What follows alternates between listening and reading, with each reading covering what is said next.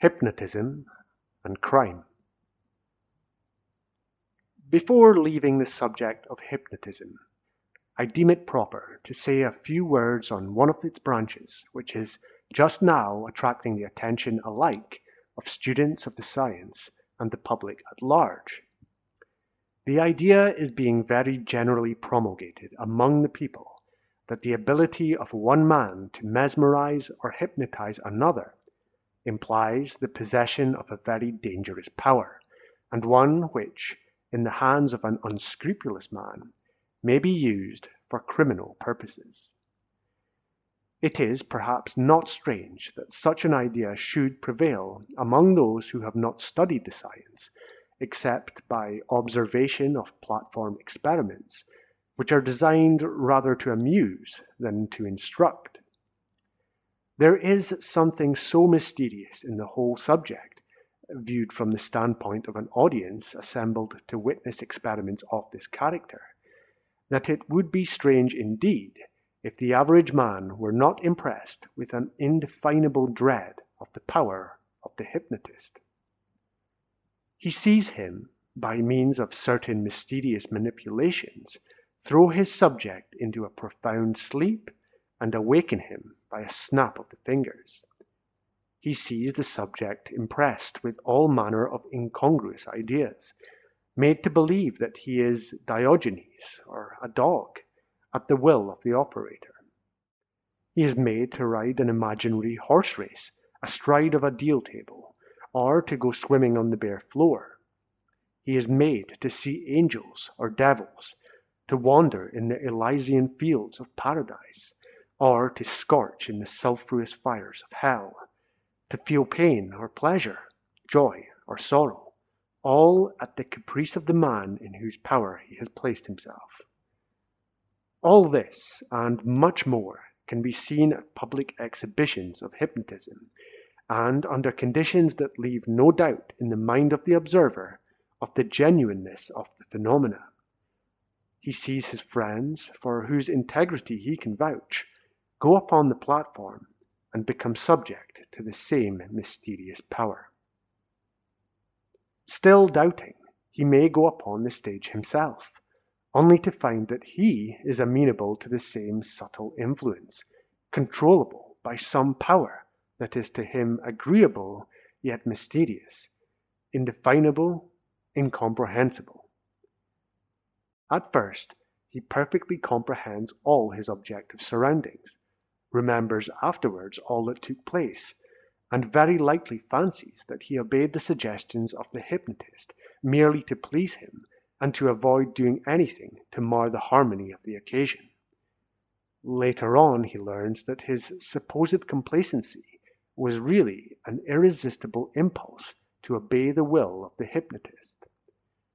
As the experiments proceed, he experiences the sensation of double consciousness. He is told that in his hand he holds a delicious fruit, a strawberry perhaps. He is still possessed of sufficient objective consciousness to know that there is really no strawberry in his hand, and yet he sees it plainly, feels it, smells it, tastes it, and experiences all the satisfaction incident to having actually eaten the fruit. He is able to converse rationally on the subject, and to express his amazement at the vividness and apparent reality of the subjective sensation. After a few repetitions of this experiment, he loses all consciousness of his objective environment, yields unquestioning obedience to the suggestions of the hypnotist, and retains no recollection after he is awakened of what occurred when he was in the somnambulic condition.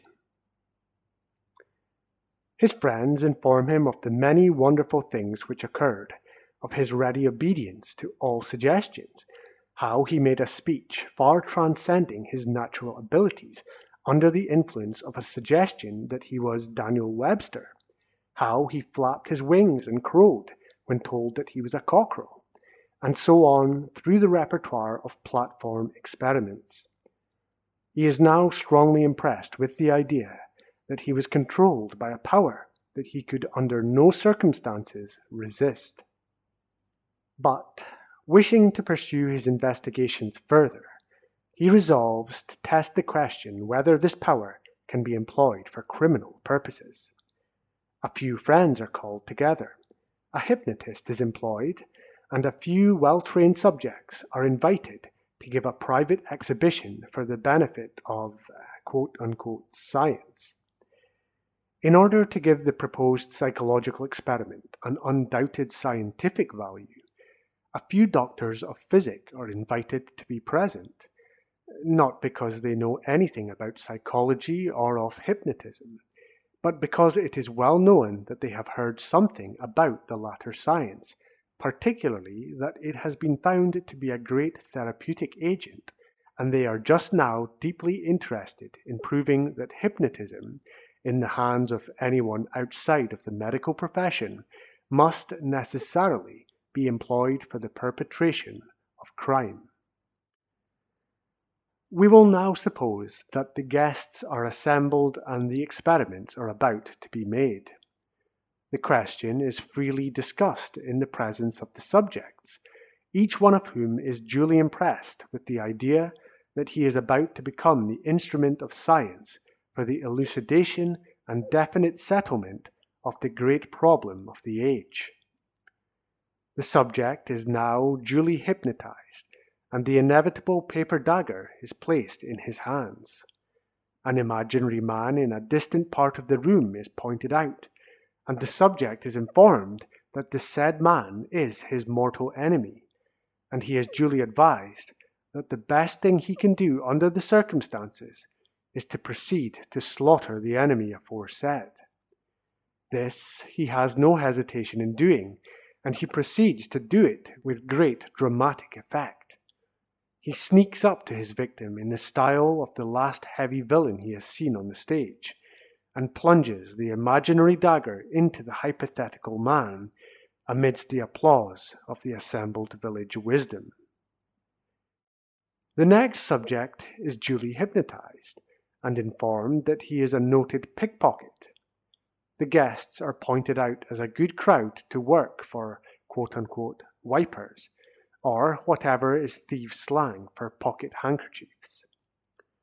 The subject accepts the suggestion at once, and, with much show of cunning, he proceeds to relieve the guests of whatever is within his reach. The next subject is advised that he is an accomplished burglar, and that a neighboring house is overflowing with plunder. He enters into the spirit of the suggestion with great alacrity, and a committee is duly appointed to accompany him to the scene of the pillage. The neighbor is, meantime, apprised of the proposed burglary, and every facility is afforded in the interest of science. The reader will remember that actual occurrences are being described. The burglary is committed with great skill and promptitude, and a miscellaneous collection of valuables is brought away and equitably divided with the hypnotist. The above are fair samples of the scientific experiments which are just now being largely indulged in, and which are believed to demonstrate the possibility of employing hypnotism as an instrument of crime. If the average subject, it is argued, in a state of profound hypnotic sleep, is so amenable to the power of suggestion as to plunge a paper dagger into the imaginary enemy at the bidding of a hypnotist, it follows that a criminal hypnotist possesses unlimited power to cause any one of his subjects to plunge a real dagger into any victim whom the hypnotist may select for slaughter. If these conclusions were correct, the power would indeed be formidable, and, in the hands of unscrupulous men, dangerous. Much has been written on the subject of the possibility of sexual outrage by means of hypnotism, and a few cases are reported in the books. None of them, however, bear the unmistakable stamp of genuineness, and most of them bear internal evidence of fraud. The best authorities on the subject are now free to confess to very grave doubts, at least of the possibility of crime being instigated by this means. Thus, Moll, one of the latest and certainly one of the ablest writers on the subject, has the following. There are important differences of opinion about the offenses which hypnotic subjects may be caused to commit. Liégeois, who has discussed the legal side of the question of hypnotism in a scientific manner, thinks this danger very great, while Gilles de la Tourette, Pierre Janet, Benedict, and others deny it altogether. There is no doubt that subjects may be induced to commit all sorts of imaginary crimes in one's study. I have made hardly any suggestions and have small experience on the point. In any case, a repetition of them is superfluous. If the conditions of the experiment are not changed, it is useless to repeat it merely to confirm what we already know. And these criminal suggestions are not altogether pleasant. I certainly do not believe that they injure the moral state of the subject, for the suggestion may be negatived and forgotten. But these laboratory experiments prove nothing, because some trace of consciousness always remains to tell the subject he is playing a comedy, as per Frank Delboeuf. Consequently, he will offer a slighter resistance. He will more readily try to commit murder with a piece of paper than with a real dagger, because, as we have seen, he almost always dimly realizes his real situation. These experiments, carried out by Liégeois, Fourreau, and others in their studies, do not, therefore, prove danger. Such experiments prove nothing, simply because they are experiments. The subject knows that he is among friends. He has confidence in the integrity of the hypnotist. He is most likely aware of the nature of the proposed experiments. He enters into the spirit of the occasion, resolved to accept every suggestion offered and to carry out his part of the program in the best style, knowing that no possible harm can befall him. Moreover, he knows that if he performs his part to the satisfaction of his auditors, he will receive their applause, and applause to the subjective mind is as sweet as incense. For, be it known, the average hypnotic subject is inordinately vain of his accomplishments. All those considerations are, however, merely negative evidence against the supposition that the innocent hypnotic subject can be made the instrument of crime, or the victim of criminal assault against his will. These experiments prove nothing, that is all, nor do they disprove anything. We must, therefore, look elsewhere for positive evidence to demonstrate the impossibility of making the innocent subject the instrument or the victim of crime. This evidence is not difficult to find. It will be unnecessary to travel outside the domain of admitted, recorded, and demonstrated facts in order to prove the utter impossibility of victimizing virtue and innocence by means of hypnotism. Indeed, it is difficult to understand how anyone who recognizes the law of suggestion and its universal application to psychological phenomena can believe for one moment that hypnotism can be made the instrument of crime. Yet we find disciples of the Nancy school who seem to imagine that to hold that it cannot be so employed is equivalent to an admission that the law of suggestion is not of universal application. The fact is that just the contrary is true. It is one of the strongest demonstrations of the universality of the law that hypnotism cannot be so employed. The first proposition in the line of the argument is that when two contrary suggestions are offered to the hypnotic subject, the strongest must prevail. It needs no argument to sustain this proposition. It is self-evident.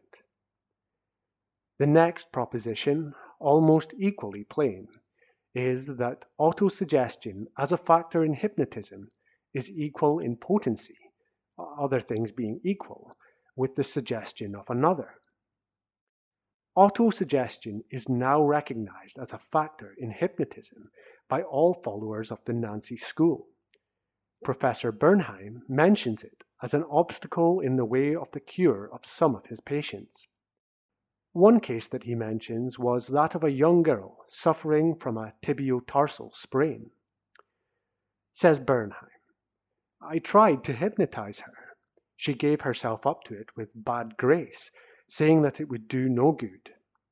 I succeeded, however, in putting her into a deep enough sleep 2 or 3 times. But the painful contracture persisted. She seemed to take a malicious delight in proving to the other patients in the service that it did no good, that she always felt worse. He continues, the enrooted idea, the unconscious autosuggestion, is such that nothing can pull it up again.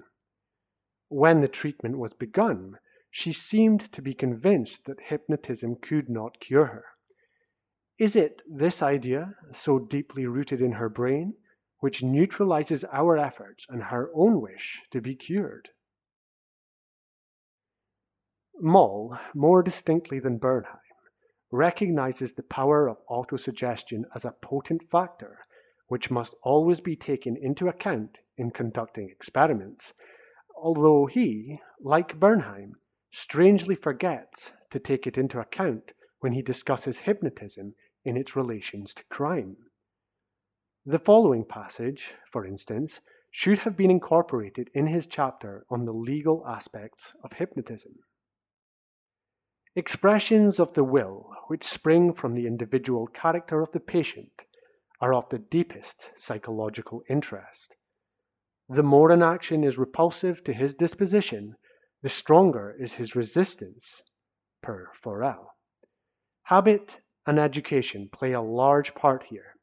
It is generally very difficult, successfully, to suggest anything that is opposed to the conformed habits of the subject. For instance, suggestions are made with success to a devout Catholic, but directly the suggestion conflicts with his creed, it will not be accepted. The surroundings play a part also. He continues, a subject will frequently decline a suggestion that will make him appear ridiculous. A woman whom I easily put into cataleptic postures and who made suggested movements could not be induced to put out her tongue at the spectators. In another such case I succeeded, but only after repeated suggestions. The manner of making the suggestion has an influence. In some cases it must be often repeated before it succeeds. Other subjects interpret the repetition of the suggestion as a sign of the experimenter's incapacity and of their own ability to resist. Thus it is necessary to take character into account. It is often easier to induce some action by suggesting each separate movement than by suggesting the whole action at once, per Bleuler.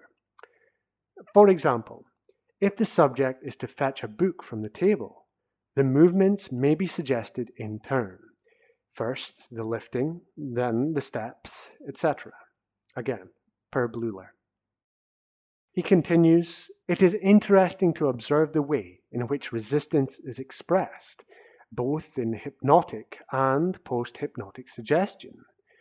I myself have observed the interesting phenomenon that subjects have asked to be awakened when a suggestion displeased them.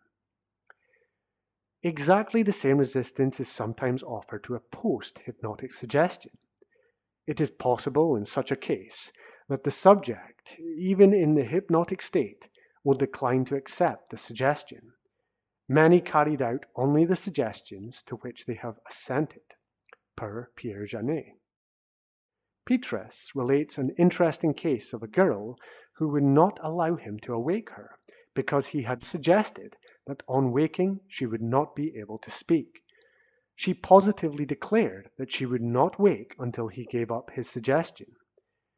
But even when the suggestion is accepted as such, a decided resistance is often expressed during its post-hypnotic execution. This shows itself as often in slow and lingering movements as in a decided refusal to perform the act at all.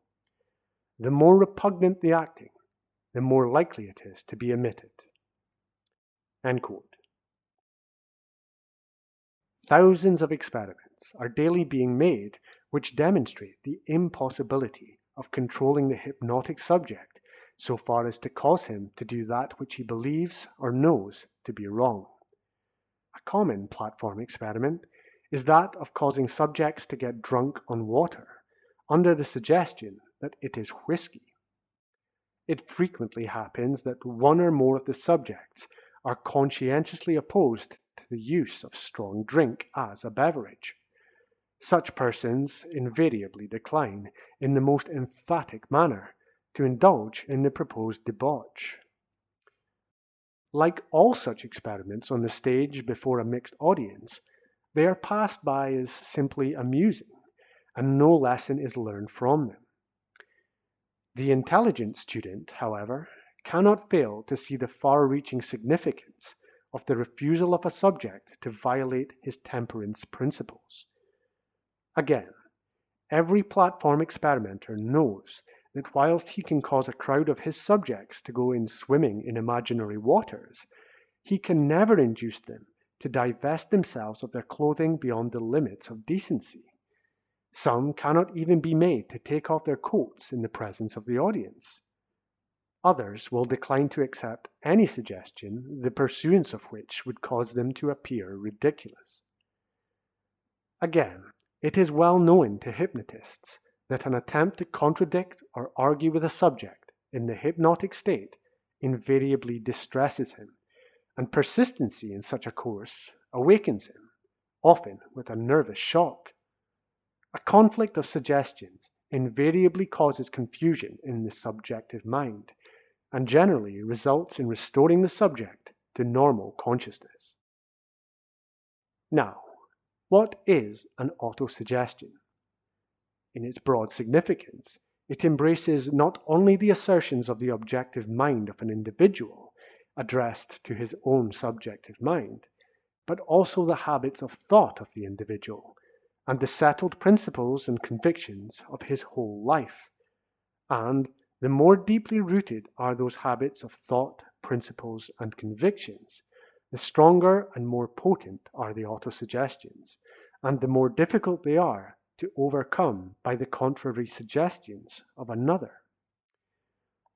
It is, in fact, impossible for a hypnotist to impress a suggestion so strongly upon a subject as to cause him actually to perform an act in violation of the settled principles of his life. If this were not true, suggestion would mean nothing. It would have no place in psychological science because it would not be a law of universal application. The strongest suggestion must prevail. It will thus be seen that the question as to whether hypnotism can be successfully employed for criminal purposes must be determined in each individual case by the character of the persons engaged in the experiment. If the subject is a criminal character, he might follow the suggestions of a criminal hypnotist and actually perpetrate a crime. In such case, a resort to hypnotism for criminal purposes would be unnecessary, and no possible advantage could be gained by its employment. It is obvious that the same rule applies to sexual crimes, and it may be set down as a maxim in hypnotic science that no virtuous woman was or ever can be successfully assaulted while in a hypnotic condition. This is a corollary of the demonstrated propositions which precede it, and it admits of no exception or qualification.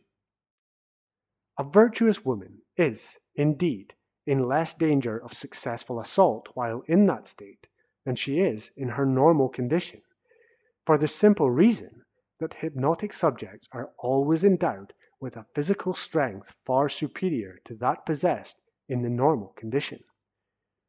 Besides, it is the observation of every successful hypnotist that the moral tone of the hypnotic subject, while in that condition, is always elevated. On this subject, we will let the late Professor Gregory speak.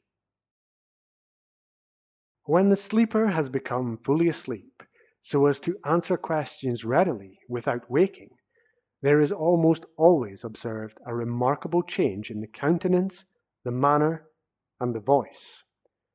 On falling asleep, at first, he looks perhaps drowsy and heavy, like a person dozing in church, or at a table when overcome by fatigue, or stupefied by excess in wine, or by the foul air of a crowded apartment. But when spoken to, he usually brightens up, and although the eyes be closed, yet the expression becomes highly intelligent, quite as much so as if he saw. His whole manner seems to undergo a refinement which, in the higher stages, reaches a most striking point, insomuch that we see, as it were, before us, a person of much more elevated character than the same sleeper seems to be when awake. He continues, "It would seem as if the lower or animal propensities were laid to rest, while the intellect and higher sentiments shone forth with a lustre that is undiminished by aught that is mean or common. This is particularly seen in women of natural refinement and high sentiments, but it is also seen in men of the same stamp, and more or less in all. In the highest stages of the mesmeric sleep, the countenance often acquires the most lovely expression, surpassing all that the great artists have given to the Virgin Mary or to the angels, and which may fitly be called heavenly, for it involuntarily suggests to our minds the moral and intellectual beauty which alone seems consistent with our views of heaven. As to the voice, I have never seen one person in the true mesmeric sleep who did not speak in a tone quite distinct from the ordinary voice of the sleeper. It is invariably, so far as I have observed, softer and more gentle, well corresponding to the elevated and mild expressions of the face. It has often a plaintive and touching character, especially when the sleeper speaks of departed friends or relations. He goes on to say, in the highest stages, it has a character quite new, and in perfect accordance with the pure and lovely smile of the countenance, which beams on the observer, in spite of the closed eyes, like a ray of heaven's own light and beauty. I speak here of that which I have often seen, and I would say that, as a general rule, the sleeper, when in his ordinary state, and when in the deep mesmeric sleep, appears not like the same, but like two different individuals. And is it not wonderful that it should be so? For the sleeper, in the mesmeric state, has a consciousness quite separate and distinct from his ordinary consciousness. He is, in fact, if not a different individual, yet the same individual in a different and distinct phase of his being, and that phase a higher one.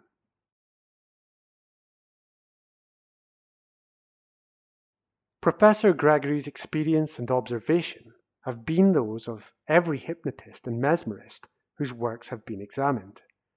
There is, indeed, an ineffable and indescribable something which overspreads the countenance of the virtuous woman while she is in the hypnotic state, which disarms passion and affects the beholder with a feeling that he has something seen of heaven. He knows that the physical senses are asleep, and he feels that the soul is shining forth in all its majesty and purity, untainted by any thought that is gross, any emotion that is impure. One of the assertions most confidently made by those who hold that crime is the necessary result of hypnotic experiment outside of the medical profession is that a hypnotic subject can be made to commit suicide by suggesting to him the propriety of doing so. There is, if possible, even less foundation for this supposition than there is for any other in the whole catalogue. The reason of this will be obvious when we take into consideration some of the distinctive attributes of the subjective mind. It will not be disputed that the attribute of the subjective mind, which is known as intuition when applied to man, corresponds exactly with what we call instinct when applied to animals. Now, there are three primary functions, or let us say instincts, of the subjective mind, which are common to man and the whole animal creation. The first pertains to the preservation of the life of the individual, and is called, in common parlance, the instinct of self-preservation. This is admittedly the strongest instinct of animal nature. The second, in the order of strength and of universality, is the instinct of reproduction. The third pertains to the preservation of human life generally, and of one's offspring particularly. Each pertains to the perpetuity of the race. The first and second are universal, and the third is practically so, the only exceptions being in rare cases of individual idiosyncrasy, or in a very low order of animal life. The potency of these instincts is too well known to require comment. There is one peculiarity, however, pertaining to subjective activity when the life of the individual is in danger, or that of offspring is imperiled, that is not so generally appreciated. In such cases, the subjective mind takes prompt possession of the individual, and every act is subjective as long as active exertion is required to preserve the imperiled life. That this is true is shown first by the preternatural strength with which the person is endowed under such circumstances, second, by the total absence of fear, and third, by the wonderful presence of mind displayed in the instantaneous adaptation of every means to its proper end, and in doing exactly the right thing at the right time. Comment is often made on the wonderful presence of mind displayed by persons in great peril, when instantaneous action is required, and there is no time for reflection or reasoning out of a plan of action or defense. This presence of mind, so called, is nothing more or less than subjective activity, or, in other words, instinctive action, the objective faculties being in almost complete abeyance for the time being. That this is true is further shown by the fact that a person in imminent and deadly peril will often emerge from the very jaws of death with nerves unshaken, the coolest and most collected person present. This is often mistaken for courage. It has, however, nothing whatever to do with the question of personal bravery. The veriest coward will, under circumstances of unavoidable danger, act with the same coolness, and evince the same presence of mind as the bravest man. The most timid woman will fight like a demon, and display preternatural strength and courage for the preservation of her own life or that of her offspring. The action is instinctive. In other words, it is the normal function of the subjective entity. The condition of the person at such times is akin to, if not identical with, the state of hypnotism or partial hypnotism. It may be that the objective and subjective faculties act at such times in perfect synchronism, but certain it is that every evidence of subjective activity is present, even the phenomenon of anesthesia. This is shown by the fact that at such times the body feels no pain, no matter how severe the injury. The universal testimony of soldiers who have been in battle is to the effect that the time when fear is experienced is just before the action commences. When the first gun is fired, all fear vanishes, and the soldier often performs feats of the most desperate valor and evinces the most reckless courage.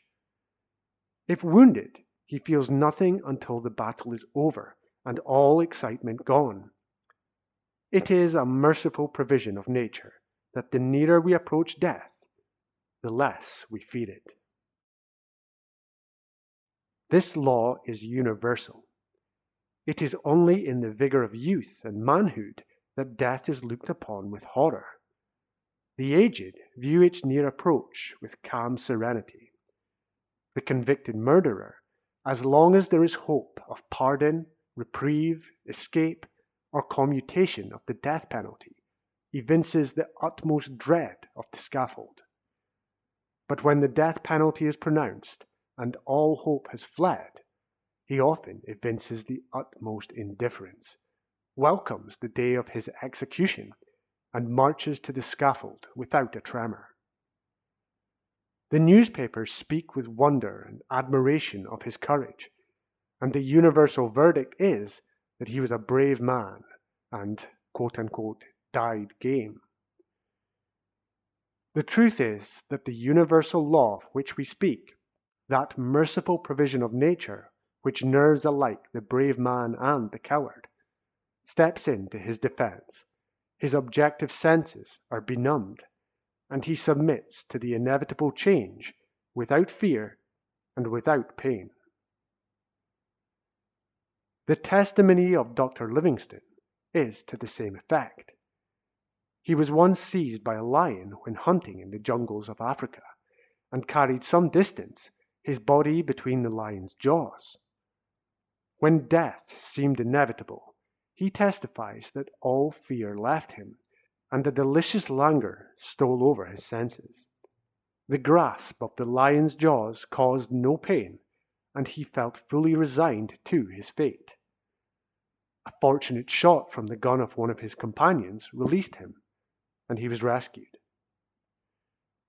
This, however, is a digression. The main point which it is desired to enforce is, first, that the strongest instinct in mankind is that of self-preservation, and second, that this instinct, this strong desire to preserve the life of the body, constitutes a subjective or an instinctive autosuggestion of such supreme potency that no suggestion from another, nor any objective autosuggestion, could possibly overcome it. The inevitable conclusion is that suicide is certainly not a crime which can be successfully instigated by means of hypnotism. Criminal abortion is another of the crimes which, the people are told, can be performed by means of hypnotic suggestion. The inherent absurdity of this statement is almost as great as that suicide can be successfully instigated by such means. It is here that another strong instinct prevails against the suggestion of that character, namely, the desire inherent in the soul of the mother to preserve her offspring. It is possibly true that conception could be prevented by hypnotic suggestion, and it may be true that barrenness is sometimes caused by unconscious autosuggestion. But a very different state of affairs exists after the fetus is once formed. The instinctive desire to preserve the life that exists constitutes an instinctive autosuggestion, which no suggestion from another, nor even the objective autosuggestion of the mother, could prevail against. It may be safely set down, therefore, as a fundamental truth of hypnotic science that the autosuggestion most difficult to overcome is that which originates in the normal action of the subjective mind, otherwise instinctive autosuggestion. The same line of reasoning applies, though with somewhat diminished force, to the commission of other crimes. We will suppose the most favorable condition possible for procuring the commission of a capital crime, namely, a criminal hypnotist in control of a criminal subject. The disposition of the subject might not stand in the way. There might be no autosuggestion against the commission of crime in the habits and principles of the life of the subject. And yet the instinct of self-preservation would have its weight and influence in suggesting to him that the commission of a murder would imperil his own life. Such a consideration would operate as potently in the hypnotic condition as it would in the normal state. It would be an instinctive autosuggestion, just the same as in the case of suicide, although it would operate indirectly in one case and directly in another. The deductive reasoning of the subjective mind, as we have seen in preceding chapters, is perfect, and in the case supposed, the subject would instantaneously reason from the proposed crime to its consequences to himself. The same law would operate in preventing the commission of crimes of less magnitude, with a resistance decreased in proportion to the nature of the offense. But it would, in all cases, be a factor of great importance in the prevention of the crime, for the subjective mind is ever alert where the safety and well-being of the individual are concerned. This law is universal and has often been manifested in the most striking manner. Premonitions of impending danger, so often felt and recorded, are manifestations of the constant solicitude of the subjective entity for the welfare of the individual. It is comparatively rare that these subjective impressions are brought above the threshold of consciousness, but this is largely due to the habits of thought of mankind at the present day. Generally, such impressions are disregarded, and in this skeptical and materialistic age, they are often relegated to the domain of superstition. When they are felt and acted upon, they are generally attributed to a supernatural source. The demon of Socrates is a strong case in point. He believed himself to have been constantly attended by a familiar spirit, whose voice he could hear, and whose admonitions were always wise. That he did hear voices there can, in the light of modern science, be little doubt. It is noteworthy, however, that the voice was generally one of warning, and that its strongest manifestations were made when his personal safety or his personal well-being was involved. The explanation, in pursuance of the hypothesis under discussion in this book, is not difficult. He was endowed with that rare faculty which, in one way or another, belongs to all men of true genius, and which enabled him to draw from the storehouse of subjective knowledge. In his case, the threshold of consciousness was so easily displaced that his subjective mind was able at will to communicate with his objective mind in words audible to his senses. This phenomenon is known to spiritists as clairaudience. As before marked, this voice was generally one of warning, and was the direct manifestation of that strongest instinct of the human soul, the instinct of self-preservation. To this, the classical student will doubtless interpose the objection that the demon failed to warn the philosopher in the hour of his direst need. It failed to admonish him against that course of conduct which led to inevitable death. Socrates was accustomed to construe the silence of the demon as an approval of his conduct, and when the decisive moment arrived when he could have saved himself had he chosen to do so, the divine voice was silent. Only once did it interpose its warning, and that was to prevent him from preparing a speech which might have saved him from the hemlock. The explanation of this failure may be found in the experience of all mankind. This instinctive clinging to life weakens with advancing years, and appears to cease altogether the moment a man's career of usefulness in life has ended. This is the experience of everyday life. Men grow rich, and in the full vigor of a green old age retire from business, hoping to enjoy many years of rest. The result is, generally, death in a very short time. An old man thrown out of employment, with nothing to hope for in the future, lies down and dies. Another, losing his aged companion, follows within a few days or weeks.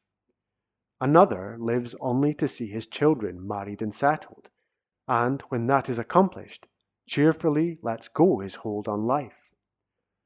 In fact, it seems to be as much an instinct to die when one's usefulness is ended as to cling to life as long as there is something to do to contribute to the general welfare.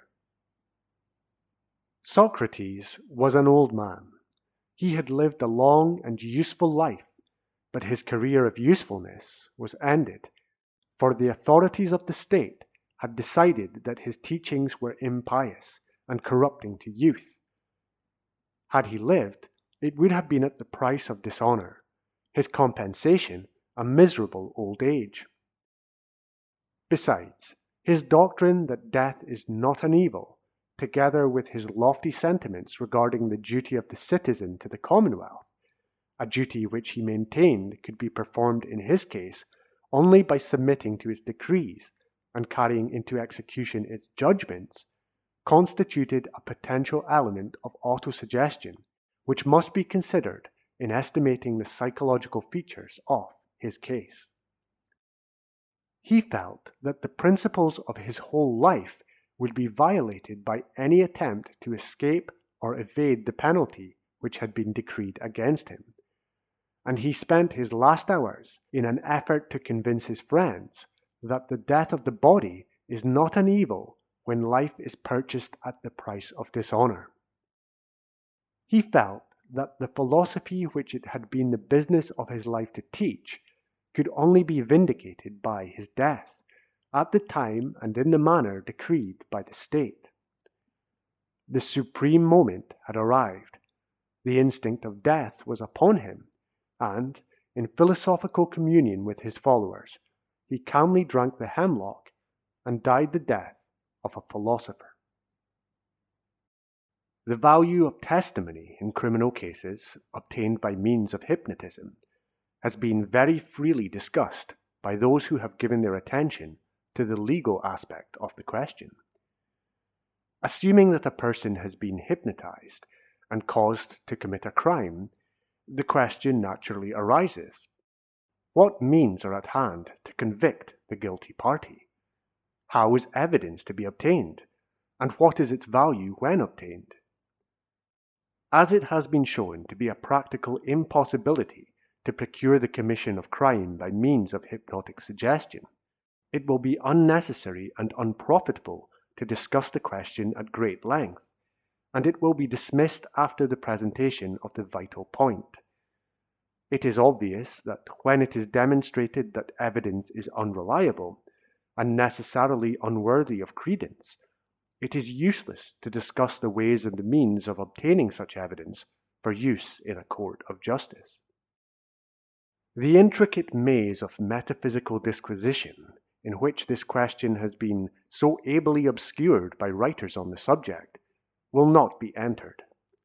It is sufficient to know that no testimony obtained from a subject in a state of hypnotism relating to any vital question which involves the guilt or innocence of himself or his friends is of any value whatever.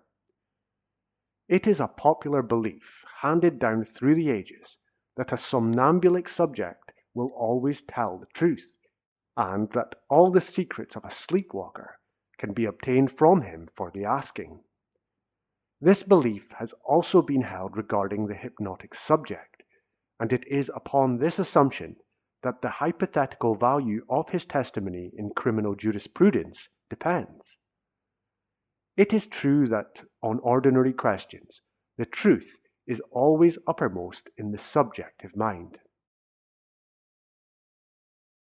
A hypnotic subject will often say, during the hypnotic sleep, that which he would not say in his waking moments. Nevertheless, he never betrays a vital secret. The reason is obvious to those who have followed the line of argument in the preceding pages of this chapter. The instinct of self-preservation, always alert to avert any danger which threatens the individual, steps in to his defense. Instinctive autosuggestion here plays its subtle role, and no suggestion from another can prevail against it. If the defense involves falsehood, a falsehood will be told without the slightest hesitation, and it will be told with preternatural acumen, and with such plausible circumstantiality of detail as to deceive the very elect. Neither will there be any variance or shadow of turning after repeated experiments, for the memory of the subjective mind is perfect. This rule holds good, not only with regard to secrets which involve the personal safety of the individual, but in all matters pertaining to his material interests, his reputation, or the interests of his friends whose secrets are confided to his care. That this is true is presumptively proved by the fact that in all the years during which the science of hypnotism has been practiced, no one has ever been known to betray the secrets of any society or order. The attempt has often been made, but it has never succeeded. The truth of this assertion can be demonstrated at any time by experiment. Such an experiment has a greater evidential value in establishing the rule than almost any other laboratory experiment. A subject might plunge a paper dagger into an imaginary man, or he might draw a check, sign a note, a contract, or a deed in obedience to experimental suggestions, when he would not commit a real crime or sign away his birthright in obedience to criminal suggestion. But when a subject is asked to betray the secrets of a society to which he belongs, it is quite a different matter. In the one case, a compliance with the suggestion proves nothing, simply because it is a laboratory experiment.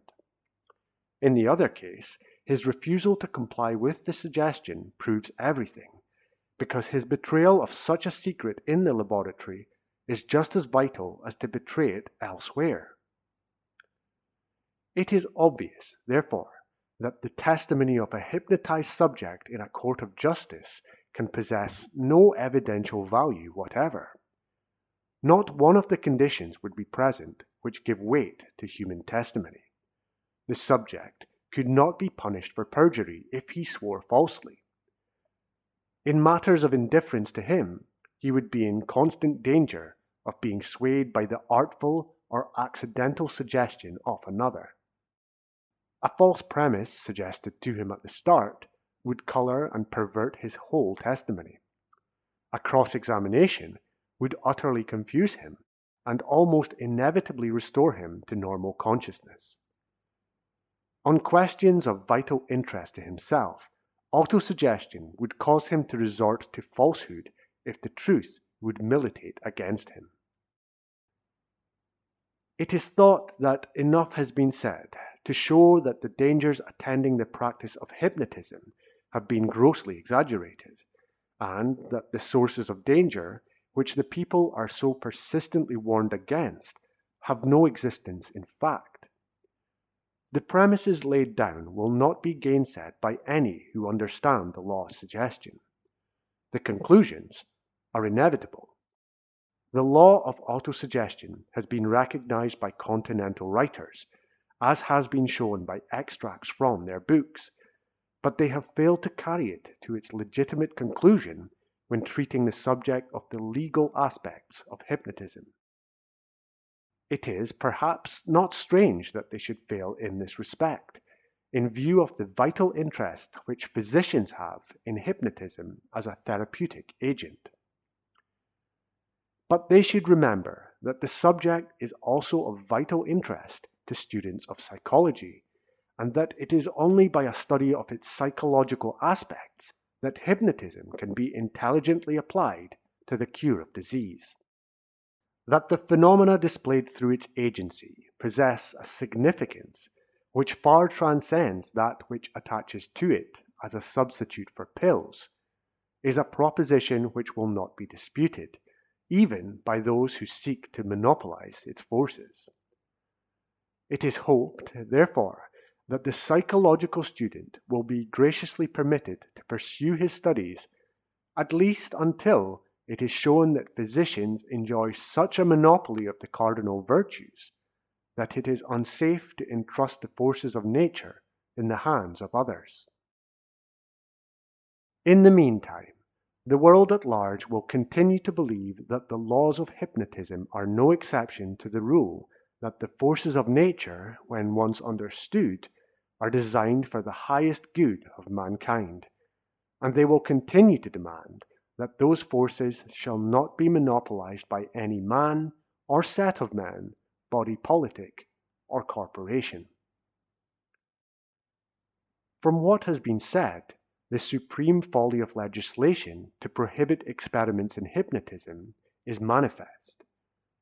No one will deny that when a hypnotist permits himself to exercise his art in private, he is in possession of opportunities which, under other conditions, might give him an undue advantage over a subject of the opposite sex. But from the very nature of things, that advantage is infinitely less than that enjoyed by physicians in their habitual intercourse with their patients. Until it is shown that physicians never take advantage of their confidential relations with their patients, until it is shown that physicians are exempt from human passions and frailties, or at least until it is shown that physicians are more platonic in their emotions than the ordinary run of human beings, the world will continue to regard their demand that the study of experimental psychology shall be restricted by legislation to the medical profession as an exhibition of monumental impudence. It cannot be forgotten that it was the medical profession that drove Mesmer into a dishonored exile and a premature grave, for the sole reason that he healed the sick without the use of pills.